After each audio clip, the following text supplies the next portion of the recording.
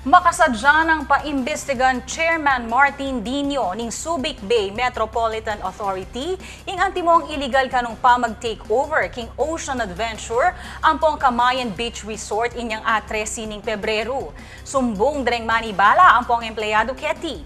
Linusub laking Marine Park deng 70 armadong lalaki ampong minandoing operasyon keti. Ay ning balita ng Patricia Mamao.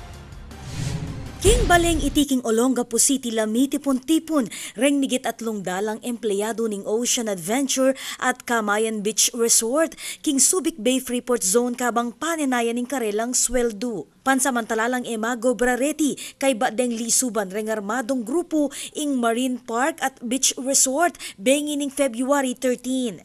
Kwento ng Engineer Wilson Tamayo, Vice President for Construction and Maintenance ning Subic Bay Marine Exploratorium Inc. ayang manibala king operasyon ning Ocean Adventure at Camayan Resort. Pasado alas 7 ning bengi inyang minataki lareng migit kumulang 70 armadong lalaki king lugal at illegal binandi ing resort at Marine Park. Adwa kanuking karelang empleyado ing may nasakit king insidente kabang metro manoman rengaliwa pauli ning sobrang takot. Ang pag-atake nung February 13, 2017, mga bandang alas 7:30 ng gabi. So, sa kadalihan ng yung mga armadong mga tao na pinangungunahan ni Scott Sharp ay biglang nag-take over sa aming kumpanya. At may mga taong kasamaan kami, mga nasaktan, na magpapatunay sa kanilang mga sworn affidavit. At itong mga taong ito ay katunayan lamang na sila yung mismong na-traumatize doon sa pangyayari. Pagkabalwang pemuntukanin ning metong Scott Sherpay ing mesabing illegal takeover. Dati ang board member at empleyado Sherpay ning SBMEI pero nakanulihiti mong kayabe king operasyon ning Ocean Adventure at Camayan Resort. Bistamat elang king obra ring bigit kumulang 300 staff ning Adventure Park.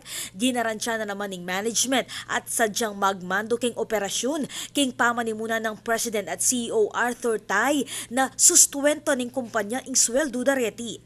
Kanilang pagtatrabaho na yung management ay patuloy pa rin doon sa pangunahing responsibilidad upang mabigay sa kanila yung mga pangunahing sweldo nila para sa kanilang mga pamilya.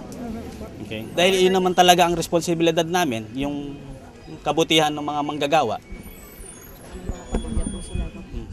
Makasadya na lamang magpasang legal aksyon ring sadyang magbandida ring mesabing property. Samantala, determinado yung Chairman Martin Dino ning Subic Bay Metropolitan Authority na paimbestiga ning insidente lalo pat pisasabyan keting seguridad daring empleyado ampong guests kilub ning Freeport. Ang sa akin dito, pinacheck ko lahat ng mga reports. And of course, kailangan makita ko kung merong medical certificate, kung sino nasaktan, kung merong report na nagkaroon ng looting o kung merong nangyaring nakawan o pagbukas ng ball dyan. Malaman ko kung merong nasaktan o natakot, na-terrorize na mga customers ng at anong coordination ang ginawa ng police force ng Bataan or ng Olongapo or ng Zambales. Malaman ko din kung ano ang naging parte ng lead, no? Kasi siyempre, we should protect our investor, our locators. Kasi hindi pwede itong ganito na basta papasok ka sa isang premises.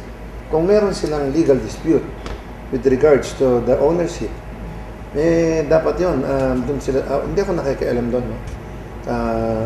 Hindi ako nangihimasok doon. Pero yung manner na ginawa nila na pagpasok sa isang premises sa loob ng SBMA, kaya nga kami Tutukan na mo naman kanuing legalidad ning pamag-takeover dareng amanwang armadong grupo. Aliwa iting mumunang pamikatago ning insidente ning antimo illegal takeover king Subic Freeport. April 2015 inyang magreklamo lareng makibandi ning Leshel Condotel o ing dating Ocean Condotel laban king Koreanong shareholder apwersahang linob at binandiing pamagmando ning hotel. Samantala, linino namang normaling operasyon king Ocean Adventure ampong Camayan Beach Resort. Ako po Patricia Mamangon para King News Force, Pampanga. Balitang tutuking Balen, susuyo.